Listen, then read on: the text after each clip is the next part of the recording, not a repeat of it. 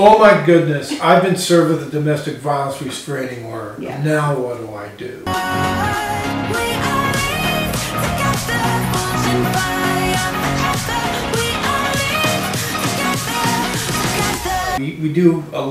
We talk a lot about the victims of domestic violence. Right. And this is certainly not to diminish that in any way. Diminish that, to discount it in any way.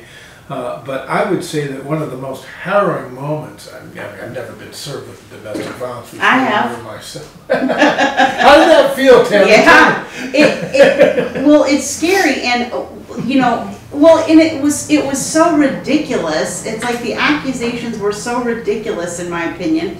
But my attorney said to me, she said, on the one hand, I think this is pretty, I don't want to use the word frivolous, but pretty, weak cheese. Weak cheese, that's a good description. She said this is, pretty weak argument, and I don't think, that you're at a lot of risk. She said, but these are very serious. And it's funny because you and I had been together for about 6 months when I was served, and you actually helped me write my responsive declaration. I don't know if you remember that. We were I do remember. In the living room of our previous house, and you helped me write the declaration. Oh, good times. Oh yeah, that's how you knew it was forever. That's how we started.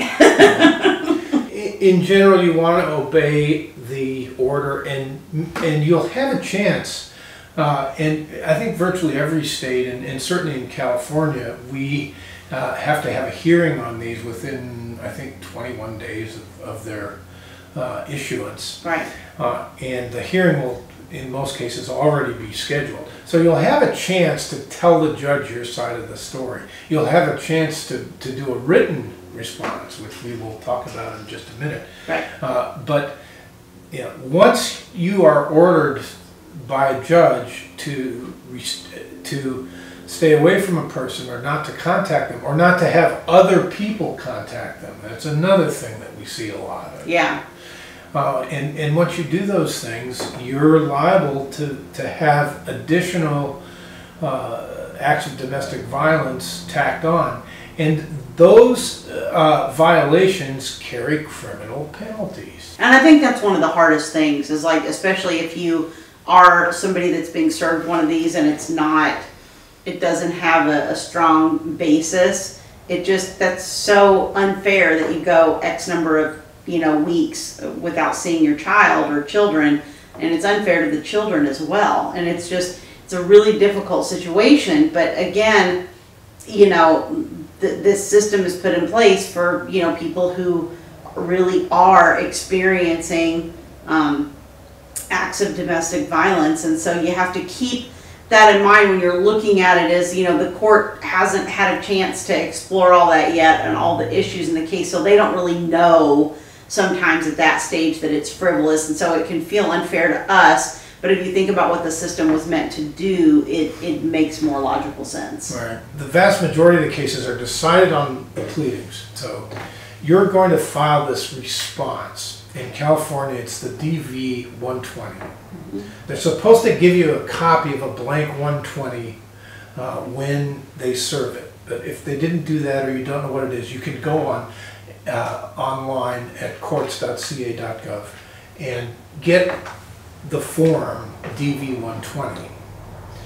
And in that form, it's like a 6-page form. You can click boxes that put at issue the contentions that they're making. And then at the end, there's a catch-all that says, reasons I disagree with the order. Okay. With the requested order. With the requested order. Mm-hmm. And this is where you have to be careful. You want to you want to read through and deny, if you can deny it. I mean, if you're not going to deny it, then accept your punishment. But assuming Which is what some people do. Some people get in front of the court and go, I don't care, just issue that. We've seen that happen too. And it's like, don't do that. You're setting yourself up for not being able to see your kids, for possibly having issues with jobs and being able to rent a place, and there's all these issues that come with having this issued. Right. And there's no excuse for battering your spouse, but, in a lot of these, it's disturbing the peace. Disturbing the peace is in the statute. So in general, I want to say that you want to take these pretty seriously. You know, this is definitely a powerful impingement on your personal liberty, and it can have lasting effects, such as the ability to see your kids, or employment, your ability to own and possess firearms, security clearances, and that kind of thing. So you want to take this pretty seriously, and really, a lot of times, you know, depending on the seriousness of the allegations, really give some thought to getting some legal help on this, because you, as a threshold matter, you really, it's important to defend them. Right. Right. And if you're the person requesting them, again, know that there are other consequences that come with it, such as the security clearance and all that. We frequently see that someone filed a domestic violence restraining order against the person who is the support payer. The support payer has a security clearance. Now you've suddenly taken away their ability to earn at the level they were earning, which means, guess what? You're going to get less support.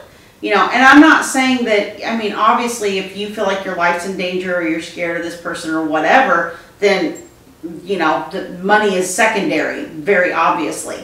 But if this is a normal dance of conflict, like we see in many, many divorce cases, you need to be careful that you don't kill the goose that laid the golden egg, because this is going to impact you as well if they can't earn and, you know, go about their normal business. Okay, that's pretty much all I had on this. That's all you got? That's it. You're out of stuff? I am out of material. All right, Thomas is out of material. That means we've come to an end. So if you are watching us on YouTube, the podcast is filmed. So if you're listening to it and you didn't know it was filmed, you can go over to YouTube and check out the YouTube channel if you want to see what we look like.